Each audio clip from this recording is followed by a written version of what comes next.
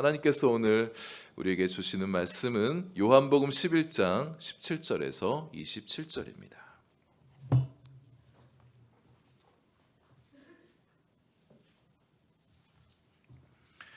요한복음 11장 17절부터 27절까지의 말씀, 저 여러분 한 절씩 교독하시고 마지막 27절 함께 읽겠습니다.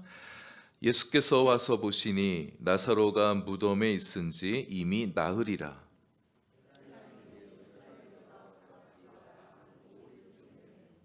많은 유대인이 마르다와 마리아에게 그 오라비의 일로 위문하러 왔더니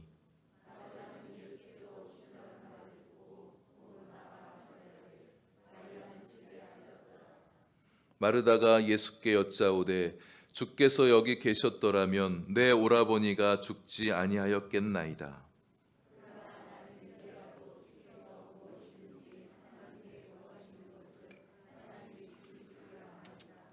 예수께서 이르시되 내 오라비가 다시 살아나리라.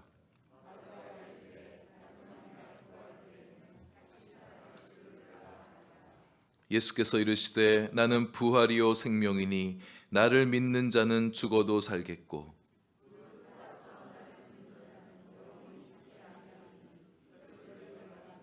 함께합니다. 이르되 주여 그러하외다. 주는 그리스도시요 세상에 오시는 하나님의 아들이신 줄 내가 믿나이다. 아멘. 하나님, 이제 말씀 듣습니다. 말씀 듣는 가운데 우리 영혼에 하늘로부터 내리는 위로와 평강을 얻게 하여 주옵소서. 우리의 영성, 우리의 성품이 말씀에 깊이 뿌리 내릴 수 있게 하여 주시고, 오늘 말씀 통하여 삶의 새로운 기대와 소망을 품고 나아가는 저희들 되게 하여 주옵소서. 예수님 이름으로 기도합니다. 아멘. 이야기 하나 들려드리면서 말씀을 시작하겠습니다. 어떤 여행자가 어떤 도시에 들어가는 입구에서 한 노인을 만나게 됐습니다. 그 노인에게 이런 말을 물어봅니다. 이 도시 사람들은 어떻습니까? 그러자 이 노인이 이 여행자에게 이런 질문을 되묻습니다.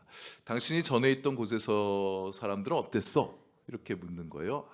끔찍했습니다. 사람들 너무 못되고 사납고 이기적이고 정말 혐오스러울 만큼 아주 못된 사람들이었습니다. 그러자 이 노인이 이렇게 대답합니다. 이곳 사람들도 그렇소. 이렇게 얘기하는 거예요. 이 여행자가 떠나고 난 다음에 또 다른 여행자가 또 그 도시에 들어오면서 이 노인을 만나 똑같은 질문을 던집니다. 그러자 이 노인도 또 첫 번째 여행자에게처럼 마찬가지로 또 똑같은 질문을 되묻는 거예요. 이 사람이 이렇게 얘기합니다. 사람들이 전에 있던 곳에서 사람들 참 착했습니다. 좋았습니다. 친절하고 정직하고 나의 작은 실수에도 관대하게 대해줬습니다. 그것을 떠나기가 싫을 정도였습니다. 그러자 이 노인이 이렇게 얘기합니다. 이 도시 사람들도 그렇소. 그럼 뭘 말하고 싶은 이야기일까요? 내가 사람과 사물과 환경을 바라볼 때 우리가 무엇을 보느냐? 어떻게 바라보느냐에 따라서 그 이해가 달라진다는 걸 얘기하고 싶은 거죠. 부정적인 면을 크게 보는 사람은요, 다른 환경, 다른 사물, 다른 사람들을 바라보게 되어질 때도 부정적인 것들이 크게 다가오기 마련입니다. 긍정적인 면을 좀 크게 보는 사람은요, 똑같은 상황 속에서도 또 긍정적인 면들이 더 크게 다가오기 마련입니다. 여러분, 우리가 세상을 어떻게 바라보느냐는 대단히 중요한 문제입니다. 물론 그 여행자가 못된 사람들만 만났을 수도 있죠. 또 다른 여행자가 착한 사람만 만났을 수도 있습니다. 그러나 대체로 부정적으로 보려고 하면 사람들이든 상황이든 사물이든 간에 부정적인 생각, 부정적인 감정, 부정적인 태도의 반복 속에서 세상을 그렇게 바라보게 될 것입니다. 이런 시각을 가지게 되면은요, 자기 인생을 바라보는 시각도 자기 주변 사람들, 가족 식구들이든 친구들이든 지인들이든 사람들을 바라보는 태도도 또 하나님을 바라보는 마음도 매우 부정적이며 어둡게 되어집니다. 무조건 긍정적으로만 바라보자는 말이 아닙니다. 이 세상이 그렇게 순진하지 않죠. 그러나 냉철한 이성과 분별력으로 세상을 바라보되 세상 사람들, 환경도, 모든 사물, 나를 둘러싼 모든 형편도 좀 밝은 면들, 따뜻한 면, 아름다운 면을, 긍정적인 면들을 좀 적극적으로 바라보는 안목을 갖고 살아가는 게 중요하다는 말씀을 드리고 싶습니다. 세상을 풍성하고 날마다 새롭게 살아갈 수 있는 지혜와 힘이 여기에서 나오게 됩니다. 하나님을 바라볼 때도 좀 긍정적으로 바라볼 수 있으면 좋겠어요. 하나님이 하신 일들을 비판적으로 혹은 무덤덤하게 그렇게 바라보는 우리가 되지 않았으면 좋겠습니다. 긍정과 수용과 기대와 믿음 속에서 하나님을 바라보는 우리가 될 수 있으면 좋겠습니다. 나의 좁은 식견, 나의 좁은 판단력과 나의 관점에 사로잡혀서 더 크신 하나님의 생각과 하나님의 놀라우신 섭리와 하나님의 신비로운 역사에 문을 닫아버리는 우리가 되어서는 안 됩니다. 하나님께 우리를 온전히 개방하십시오. 하나님의 새 역사가 내가 열어놓은 그 문을 통하여 나의 신앙에, 내 인격에, 나의 삶에 들어와 나를 새롭게, 나를 다르게, 나를 더 크게, 나를 더 풍성한 삶으로 그렇게 만들어가 주실 것입니다. 예수님께 적대적이었던 당시 유대인들, 바리새인들, 그렇게 예수님께 자신들을 개방하지 못했기 때문에 예수님의 구원의 역사가, 예수님의 생명이 그들의 것이 되지 못했던 것입니다. 여러분, 우리는 어떻습니까? 여러분들은 어떠세요? 예수님을 믿는다고 말하는 우리들, 예수님의 풍성한 역사가 우리의 것 되어지도록 그렇게 예수님께 여러분 자신들을 활짝 열어놓고 계십니까? 요한복음 10장 10절에서 예수님이 이 땅에 오신 목적을 말씀하셨잖아요. 내가 온 것은 양으로 생명을 얻게 하고 더 풍성히 얻게 하려 하십니다. 그렇게 말씀하셨는데 우리 정말 예수님 안에 있는 그 풍성한 생명과 풍성한 삶을 누리며 살아가고 계십니까? 바리새인들처럼 우리가 예수님께 적대적이진 않죠.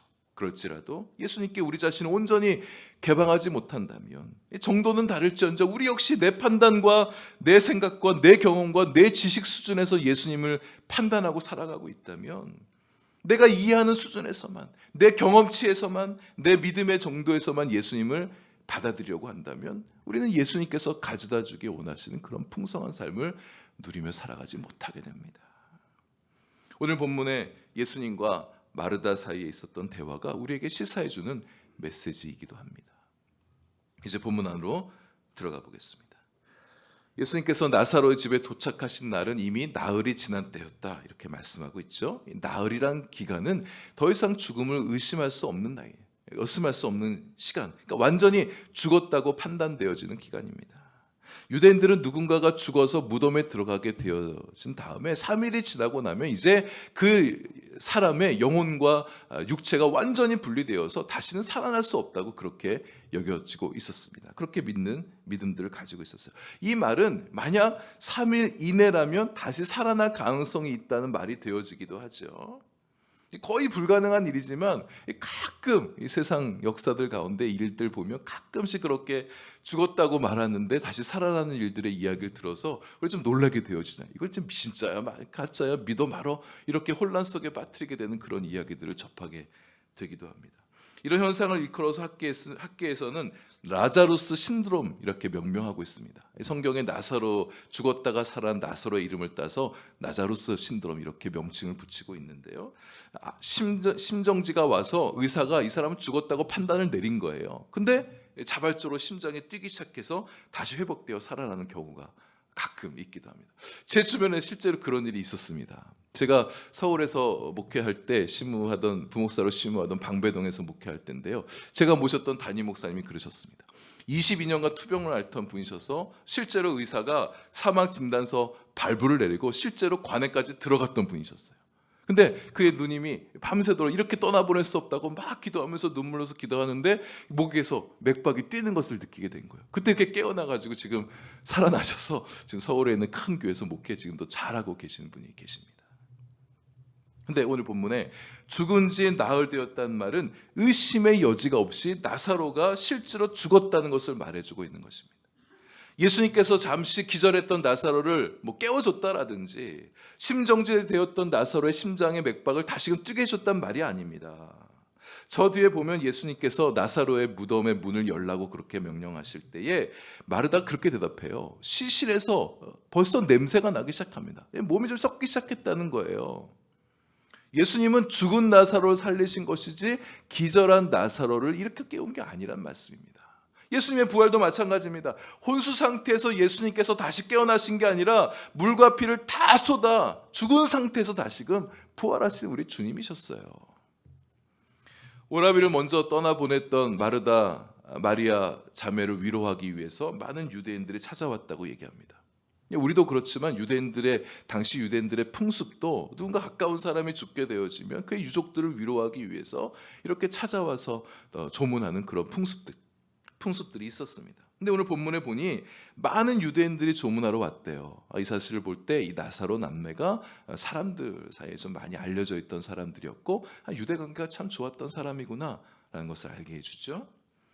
예수님께서 오신다는 소식을 듣고 마르다가 나가서 예수님을 맞이하게 됩니다. 근데 동생 마리아는 집에 앉아 있었다 이렇게 말하고 있어요. 성경을 읽어가는 분들이 이걸 보면서 마리아는 예수님께 좀 실망했다거나 예수님이 좀 오시길 바랬는데 안 왔다고 해서 실망했거나 좀 화가 났나 보다 이렇게 생각하는 분들이 계시는데 그렇지 않습니다. 마르다가 좀 적극적이고 좀 활동적인 그런 성격을 말해주기도 하고 마리아는 좀 소극적이고 좀 내성적이다. 다른 본문에 보게 되면 그런 면모가 좀 드러나기도 하거든요. 그렇게 성격 탓으로 볼 수도 있겠는데 언니인 마르다가 예수님을 맞이하러 나왔기 때문에 상주 중에는 누군가가 남아서 자리를 지켜야 되기 때문에 동생 마리아는 그곳에 있었다. 이렇게 볼 수 있습니다.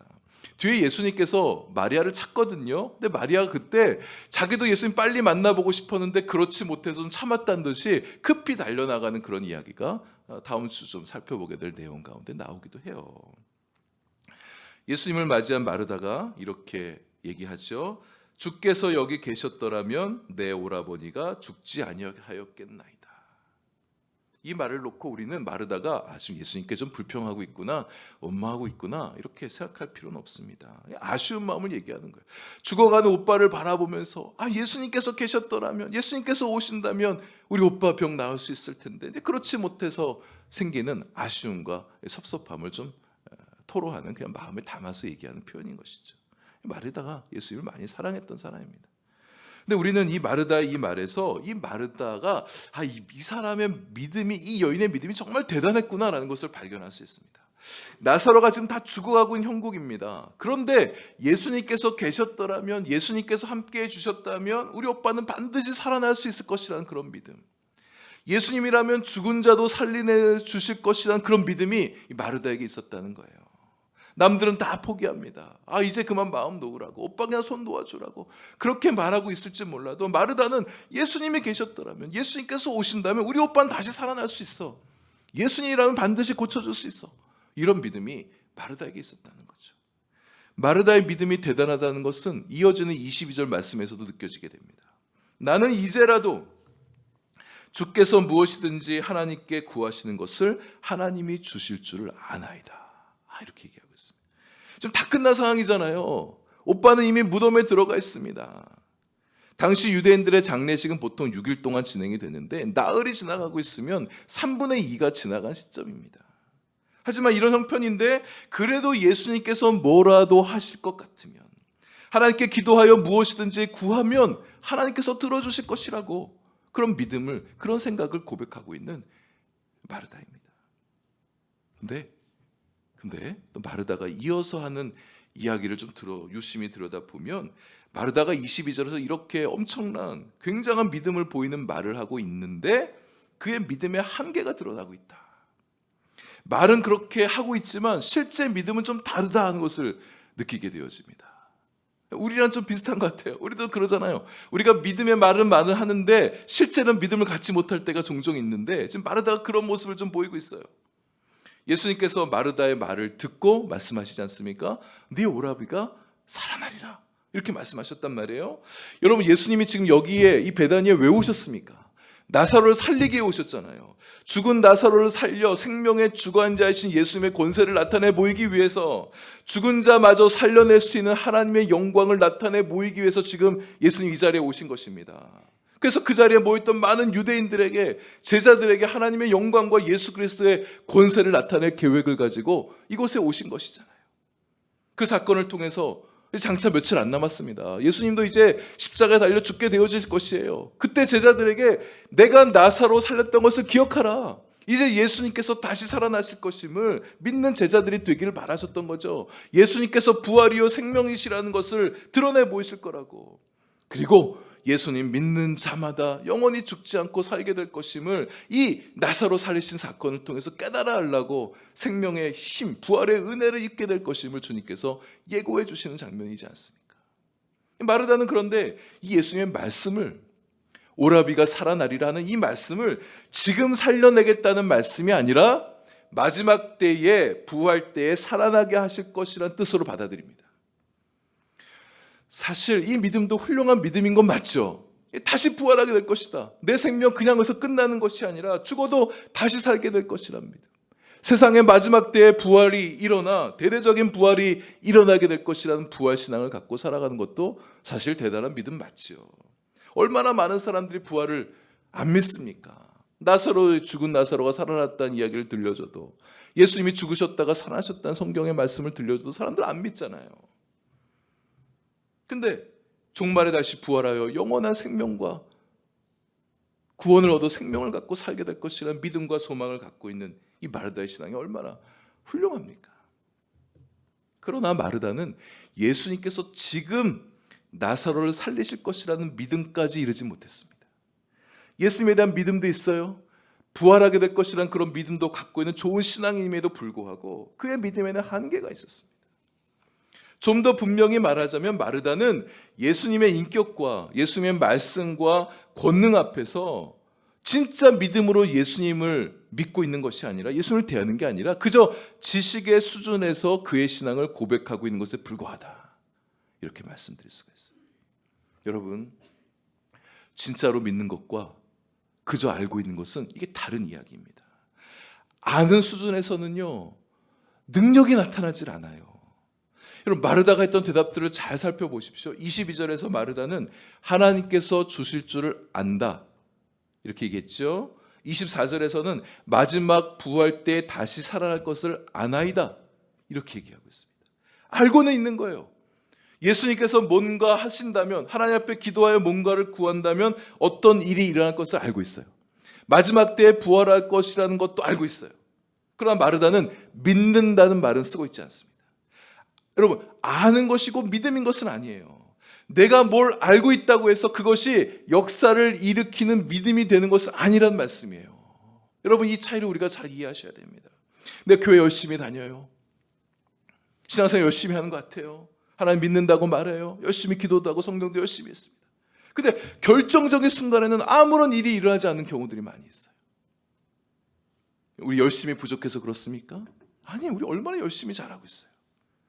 믿는다고 하지만 실제로 진짜 뭔가 일어나게 될 것을 믿고 바라는 게 아니라 그냥 지적 수준에서, 지식적인 수준에서 그냥 동의하고만 있기 때문에, 그런 마음으로 주님을 대하고 말씀을 대하고 있기 때문에 역사가 일어나는 경우가 드문 것입니다. 성경을 수십 번 읽어도 성경 읽기 전과 읽고 난 다음에 믿음이 별반 다르지 않은 사람들이 많이 있어요. 어떻게 그렇게 성경을 많이 읽었는데 믿음이 읽기 전이나 읽거나 똑같아요. 기도를 참 많이 하고 오랫동안 해도 기도하기 전과 기도한 후가 삶이 별로 달라지지 않는 사람들이 많이 있습니다. 왜 그러겠습니까? 성경을 읽어도 믿음으로 읽지 않아서 그런 거예요. 이 말씀을 진짜 믿을 때 이 말씀이 내 심령의 변화를 일으키며 내 삶을 달라지게 할 것이라는, 달라지게 해 주실 것이라는 그런 믿음으로 말씀을 읽지 않아서 그렇습니다. 아무리 기도를 많이 해도 정말 하나님의 역사가 내 삶에 실제로 나타날 거라고 그렇게 믿지 않으며 기도하기 때문에 역사가 나타나지 않는 거죠. 마르다, 예수님의 권능을 알고 있어요. 부활의 능력이 예수님께 있다는 것도 잘 알고 있습니다. 하지만 그 권능으로 죽은 자마저 살려낼 수 있는 믿음까지 가지고 있었던 마르다는 아니었던 거였습니다. 우리도 예수님 권능을 알고 있잖아요.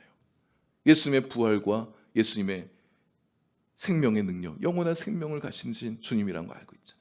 그래서 그를 믿는 자마다 살려주시고 구원하여 주시고 참된 생명과 영생을 주신다는 거 우리 잘 알고 있지 않습니까? 그러나 여기서 더 나아가 믿음에까지 이르지 못하게 된다면, 배워서 알고 있는 것과 실제 믿음은 다른 이야기입니다. 예수님이 실제 권능이 내 삶에 일어나는 것은 우리가 아직 경험하지 못하며 살아가게 된다는 거예요. 예수님께서 부활하신다는 사실을 알고 있어도 실제로 나를 살려주실 것을 믿지 못한다면 그 부활은 나의 것이 되지 못하는 겁니다. 아는 것이 곧 역사를 만들어내는 건 아닙니다. 기대와 소망이 있다고 해서 그것이 곧 역사를 만들어내는 건 아니에요. 알고 있어도, 내가 기대와 소망을 품고 있어도 정말 믿지 못하면 결정적인 능력은 빠져버린 믿음인 것입니다. 여러분은 믿음은 어떠세요? 예수님은 사랑이시자고 얘기하죠. 예수님께서 사랑이신 거 잘 알고 있어도 믿지 못하면 예수님의 사랑이 내게서 경험되어지지 못하는 거예요. 예수님의 사랑에 대한, 예수님께서 나를 사랑해 주시기를 기대하고 소망하고 있다 할지라도 믿음으로 기대하고 믿음으로 소망하지 못한다면 예수님의 사랑이 우리의 것이 되어지지 못하는 거예요. 예수님의 사랑을 경험하고 누리기 위해서 예수님의 사랑을 믿는 자가 되십시오. 예수님께서 정말 나를 사랑해 주실 것에 대한 믿음을 갖고 예수의 사랑을 기다리는 거예요. 기대하는 거예요. 그럴 때 예수님의 사랑이 우리 안에 흘러 들어오는 것입니다. 예수님은 능력이시죠. 예수님이 권능이 있다는 거 우리 알고 있어요. 그러나 예수님께서는 내게, 우리 가정에, 우리 교회에, 우리 교회학교에, 우리 청년부에 능력을 행사해 주실 것에 대한 믿음을 갖지 않고 그냥 아는 수준에서만 그쳐버린다면 도대체 어떤 역사가 일어나겠습니까? 솔직히 우리 몰라요. 모르면서 알고 있다고, 내가 알고 있으면 다 될 거란 그런 믿음을 갖고 있지만 그렇지 않단 말입니다. 우리 인생에, 우리 가정에, 우리 교회에 주님의 능력이 왜 나타나지 않고 있습니까? 그냥 아는 수준에서 멈춰 있는 거예요. 그 능력이, 예수님의 능력이 나에게, 내 인생에, 우리 가정에, 우리 교회에, 우리 일터에 실제로 행하여 주실 것을 우리가 믿을 때 그 능력이 우리에게 현실이 되어 나타나는 것입니다. 예수님은 마르다가 그런 믿음을 갖길 바라셨어요. 예수님 부활이며 생명이시라고. 그래서 예수님이 정말 예수님을 믿을 때 육체적이고 생물학적으로는 죽는다 할지라도 다시 살아나게 될 것이며, 다시 살아날 때는 영원히 죽지 않게 될 거라는, 영생을 가진 자가 될 거라는 믿음을 온전히 갖기를 바라셨어요. 그래서 이것을 내가 믿느냐? 예수님의 말씀과 질문에 이제 마르다는 믿음의 반응을 보입니다. 알매 영역에서 믿음의 영역으로 들어가는 거예요. 주여 그러하외다. 주는 그리스도시요 세상에 오시는 하나님의 아들이신 줄을 내가 믿나이다. 예수님 마르다의 이 고백을 들으시고 나사로를 살린 역사를 통해서 예수님이 진정 그리스도이시며 세상에 오시는 하나님의 아들이심을 나타내 보이셨습니다. 주님께서 우리에게도 기대하신 믿음이 이거잖아요. 예수님이 그냥 한때 살아가셨던, 실존하셨던 그런 역사적인 인물 수준이 아니라 그리스도이시라고, 메시아이시라고, 인류를 구원하시고 우리에게 생명을 주시고 나에게 생명을 주신 분이시라는 그런 믿음을 갖는 자가 되길 바라잖아요. 전능하신 하나님의 아들이시라고. 그래서 그분에게 권능과 능력이 있어서 우리가 그분을 믿고 구할 때 그 능력이 우리의 삶의 현실이 될 거라는 믿음을 갖고 살기를 바라시는 것 아니겠습니까? 주님께서 부활하시고 또 주님의 부활을 믿는 자가 부활할 것이라는 그런 부활신을 갖는 우리가 되고, 또 성경 말씀을 그냥 아는 수준에서가 아니라 이 말씀에 담겨있는 주님의 약속과 능력을 진짜 신뢰하며 말씀을 믿고 있는 자가 되기를 바라시는 거예요. 말씀을 알기는 아는데 믿지 않으면 그 말씀이 자신의 인생의 능력이 되어 나타나지 않습니다. 얼마나 많이 알고 있냐가 중요한 게 아니라 얼마나 그 말씀을 믿으며 살아가느냐가 중요합니다. 우리 한마음교회 성도님들 말씀 잘 믿는 자들이 되어주시면 좋겠습니다. 그래서 말씀을 믿기 위해서 읽고 말씀을 읽어가며 그 말씀을 믿어서 말씀대로 순종하며 살아가는 우리 성도님들이 되어주세요. 예수 그리스도에 대해서 아는 자가 아니라 예수의 인격과 예수님의 말씀과 예수님의 능력을 믿는 자가 되어주시길 바랍니다. 예수님의 인격에 여러분 자신을 위탁하시면 좋겠어요.